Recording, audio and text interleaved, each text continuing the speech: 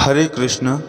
चतुर्थ मास के 4 महीनों में सबसे पहले आता है श्रावण मास, जो इस बार 11 जुलाई 2025 शुक्रवार से शुरू हो रहा है। स्कंद पुराण में स्वयं शिव जी कहते हैं कि उन्हें यह मास अत्यधिक प्रिय है और इसलिए इस मास में भगवान शिव की विशेष पूजा अर्चना और तपस्या की जाती है। इससे वे सरलता से प्रसन्न होते हैं और भक्तों को अपनी इच्छा अनुसार वरदान देते हैं। तो चलिए आज के इस वीडियो में जानते हैं कि शास्त्रों के अनुसार श्रावण मास की व्रत विधि क्या है, इस मास में किन नियमों का पालन करना चाहिए, क्या खाना चाहिए और क्या छोड़ देना चाहिए, इस मास में कौन से कार्य नहीं करने चाहिए, श्रावण मास का पालन करने से क्या क्या लाभ मिलेंगे और इस मास में कौन कौन से विषय और पर्व व्रत किए जाते हैं, इन सब के विषय में आज हम चर्चा करेंगे। आज का यह वीडियो थोड़ा लंबा होगा लेकिन पूर्ण रूप से उपयोगी होगा। आपके सभी प्रश्न के उत्तर के साथ तो अंत तक इसे अवश्य देखिएगा। तो चलिए आज का वीडियो या श्रावण मास विशेष वीडियो आरंभ करते हैं। सबसे पहले हम बात करते हैं कि इस बार श्रावण मास का आरंभ हो रहा है 11 जुलाई 2025 शुक्रवार के दिन से और यह पूरा होगा 9 अगस्त 2025 शनिवार के दिन। वैदिक पंचांग के अनुसार यह 5वां महीना है। इस मास में आने वाली पूर्णिमा श्रावण नक्षत्र में पड़ती है और इसलिए इस माह को श्रावण कहा गया है। इसके अलावा भगवान शिव कहते हैं कि इस माह का महात्मा इन अधिक इसका श्रावण मात्र करने से सभी सिद्धियां प्राप्त हो जाती है, इसलिए भी इस मास को श्रावण मास कहा जाता है। यह मास आकाश की तरह अत्यंत निर्मल है, इसलिए इस मास को नभा के नाम से भी जाना जाता है।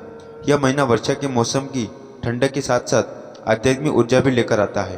तो चलिए हम देखते हैं कि इस श्रावण मास के व्रत का आरंभ करने की विधि क्या है। श्रावण मास का पालन उसकी प्रतिपदा तिथि से किया जाता है। इस बार यह तिथि 11 जुलाई शुक्रवार को आ रही है और इस दिन सबसे पहले प्रातः ब्रह्म मुहूर्त में उठ जाना चाहिए। इस दिन ब्रह्म मुहूर्त का समय रहेगा सुबह 4:10 से लेकर 4:51 तक और सूर्योदय का समय होगा सुबह 5:31 पर। प्रातःकाल में भगवान शिव की पहली पूजा करने का और संकल्प लेने का समय रहेगा सुबह 4:30 से लेकर 5:31 तक। इसलिए दिन के प्रातः ब्रह्म मुहूर्त में उठ जाइए। स्नान इत्यादि से शरीर को शुद्ध करें। पहले दिन संपूर्ण स्नान करें, यानी कि सिर से लेकर पैर की अंगूठे तक स्नान के बाद धुले व स्वच्छ वस्त्र पहने। अगर सफ़ेद रंग के वस्त्र है तो श्रेष्ठ है। उसके बाद अपने घर में पूजा का स्थान या फिर मंदिर है उसे स्वच्छ कर ले। उस पूरे स्थान को गंगाजल छिड़क कर पवित्र बनाए।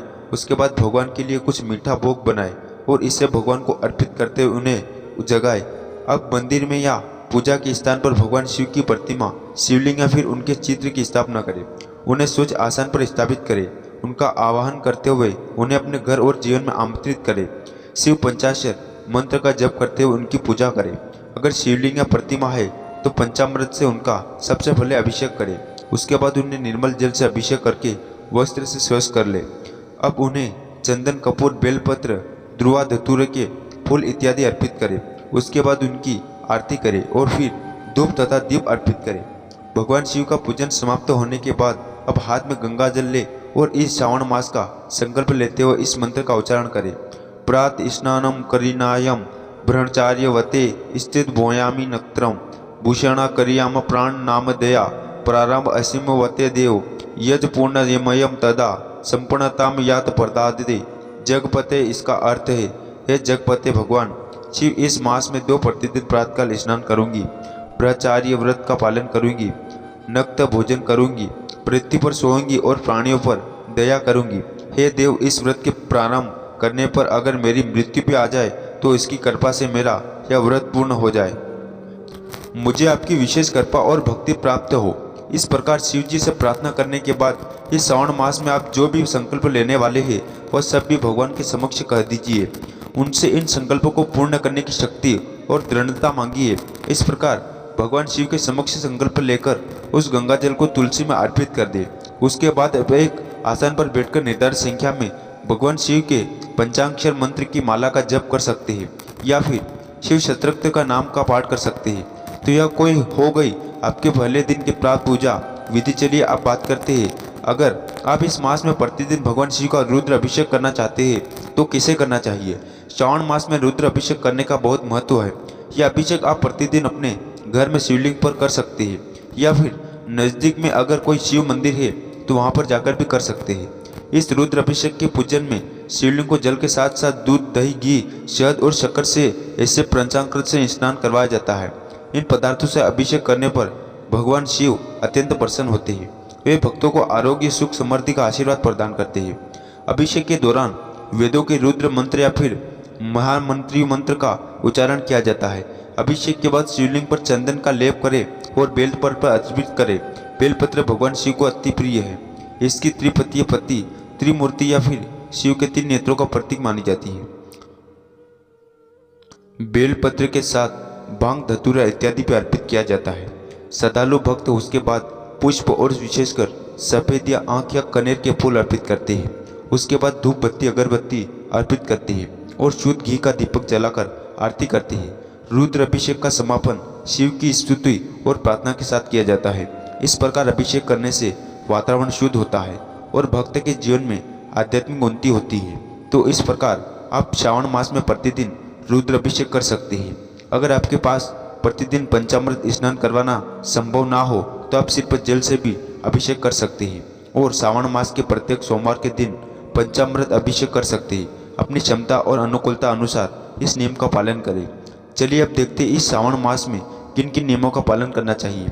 श्रावण मास में भगवान शिव की आराधना करने और उन्हें प्रसन्न करने के लिए कुछ विशेष नियमों का पालन करना चाहिए। और यह नियम हम आपको नहीं बता रहे, बल्कि यह सभी नियम स्वयं भगवान शिव सनत कुमार से कह रहे हैं और इसका वर्णन हमें स्कंद पुराण में प्राप्त होता है। चलिए देखते हैं भगवान शिव क्या कहते हैं। सदाचारो सुमशाय प्रात स्नाय जितेंद्रिय मत पूजा परतहम कुरियात एकाग्र कृत मानस। अर्थात इस विशेष मास में मनुष्य को सदाचार, प्राणायाम, भूमि पर शयन करने वाला, प्रात स्नान करने वाला और जितेंद्रिय होकर एकाग्र किए गए मन से मेरी पूजा करनी चाहिए। इस मास में शिव जी प्रतिदृक्षणा, उनके पवित्र मंत्रों का जप और उन्हें नमस्कार करना चाहिए। इस मास में प्रातः ब्रह्म मुहूर्त में उठकर स्नान करना चाहिए। अगर पवित्र नदी आसपास में है और उसमें स्नान कर सकते हैं तो बहुत अच्छा है। अगर नहीं है तो अपने स्नान के जल में गंगा जल की कुछ बूंदें डाल दीजिए या फिर सभी पवित्र नदियों का आवाहन करते हुए स्नान कीजिए। ऐसा करने से मनुष्य को भगवान शिव के आशीर्वाद और स्वस्थ शरीर प्राप्त होता है। अगर संभव है तो नक्त व्रत का पालन करना चाहिए।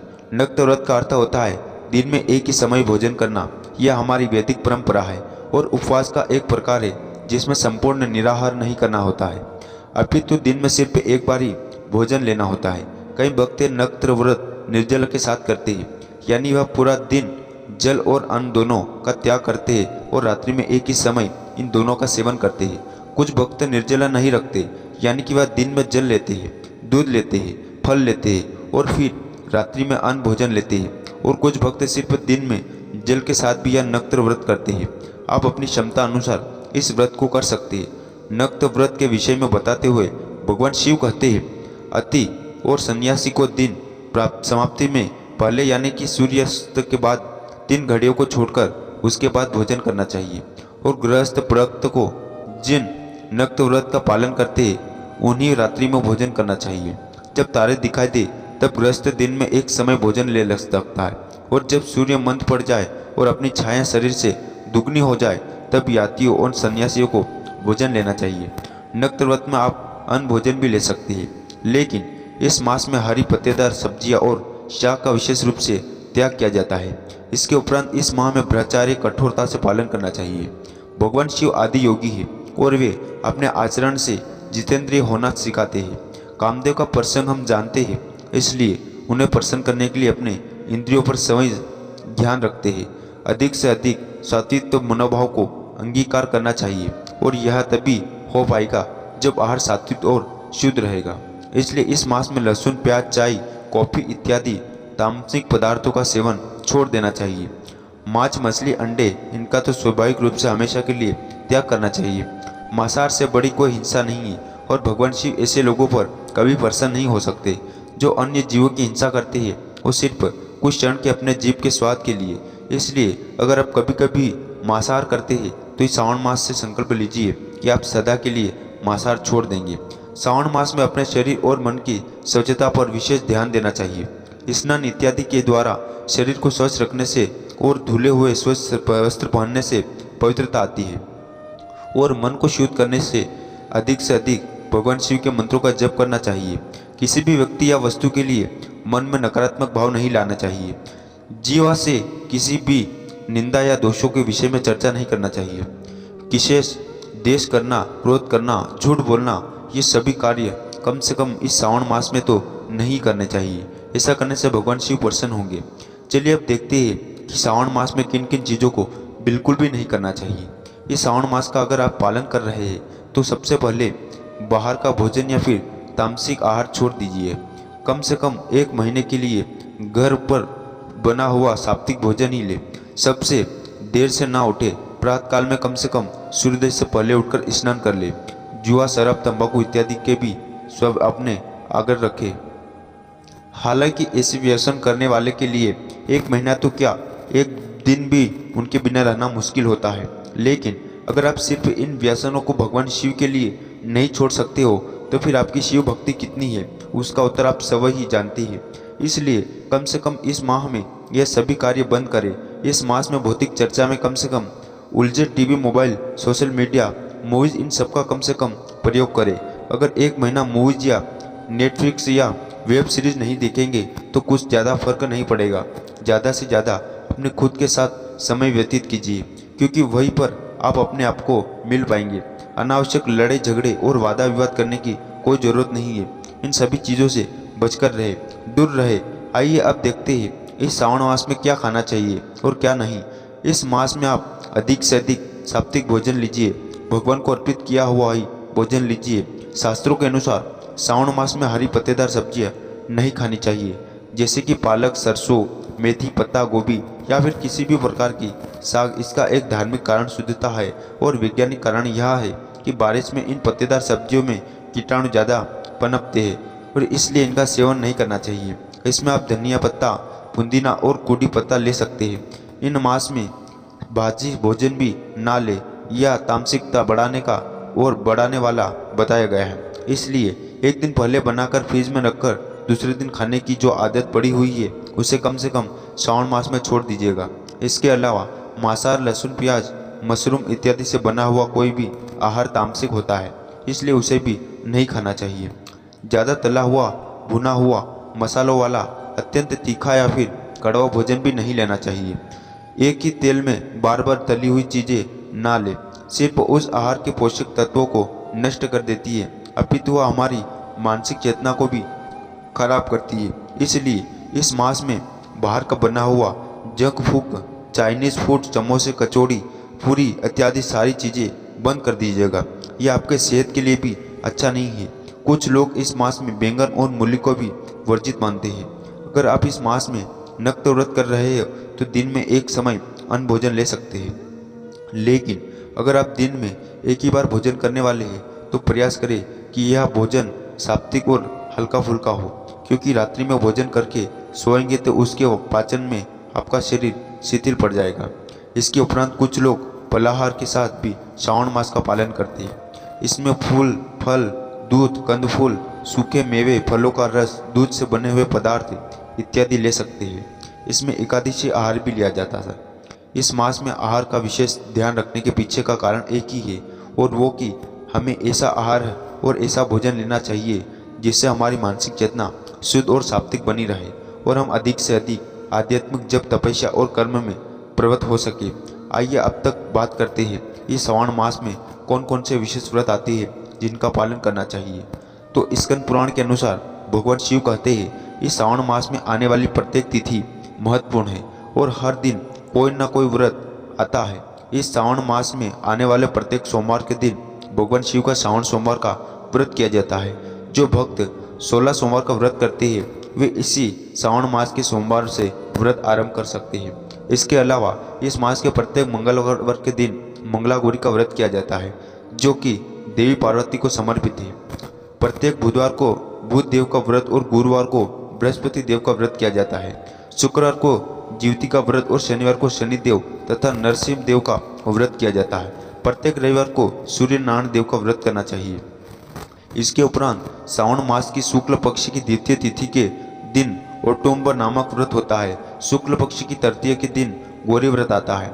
शुक्ल पक्ष की चतुर्थी के दिन दुर्वा गणपति नामक व्रत आता है, जिसे विनायक चतुर्थी भी कहा जाता है। शुक्ल पक्ष की पंचमी के दिन नाग पंचमी का व्रत आता है। षष्ठी तिथि आने पर सुपोधन व्रत और सप्तमी आने पर शीतला माता का व्रत किया जाता है। शुक्ल अष्टमी और चतुर्दशी तिथि पर देवी पवित्र व्रत किया जाता है। शुक्ल और कृष्ण दोनों पक्ष की नवमी तिथियों को कुमारी और नक्त का व्रत किया जाता है। शुक्ल पक्ष की दशमी के दिन आशा नामक व्रत किया जाता है और इस मास में आने वाले दोनों की एकादशी तिथियां बहुत महत्वपूर्ण है, जिसमें कामिका एकादशी और पवित्रोपण एकादशी का पालन करना चाहिए। द्वादशी तिथि में भगवान श्री हरि का पवित्रोपण और भगवान श्रीधर की पूजा आराधना करने में मनुष्य परम उच्च गति प्राप्त होता है। श्रावण मास में के शुक्ल पक्ष की त्रयोदशी तिथि पर कामदेव की षोडश पूजा की जाती है और इसी मास के कृष्ण पक्ष की चतुर्थी तिथि को संकष्टी चतुर्थी के नाम से भी जाना जाता है। पंचमी को नाम और मानव कल्याणपादी नामक का व्रत रखा जाता है। श्रावण मास की पूर्णिमा तिथि विशेष है। इसी दिन रक्षाबंधन का पर्व आता है और बलराम पूर्णिमा भी मनाई जाती है। श्रावण मास की अमावस्या के दिन विशेष पिठौरा व्रत किया जाता है, जिसमें कुशों का ग्रहण और वृषभ का पूजन किया जाता है। इसी मास में कृष्ण पक्ष की अष्टमी के दिन कृष्ण जन्माष्टमी का अत्यंत पावन पर्व भी आता है। इसके उपरांत इस माह में हरियाली तीज, मासिक, शिवरात्रि, रोहिणी व्रत, स्कंद षष्ठी, कल्की जयंती, प्रदोष व्रत, गायत्री जयंती, हरग्रीव जयंती, नरली पूर्णिमा और संस्कृति दिवस भी इसी माह में आते हैं। यह थे इस मास के सभी व्रत और पर्व।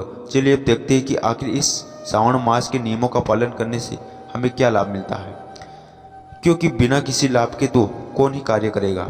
न यह बात हमारे भगवान आशुतोष भी जानते हैं, इसलिए उन्होंने पहले स्कंद पुराण में इस विषय में बहुत सारी स्पष्ट कर दी है। चलिए जानते हैं इस श्रावण मास में कौन से नियम का पालन करने से क्या लाभ मिलेगा।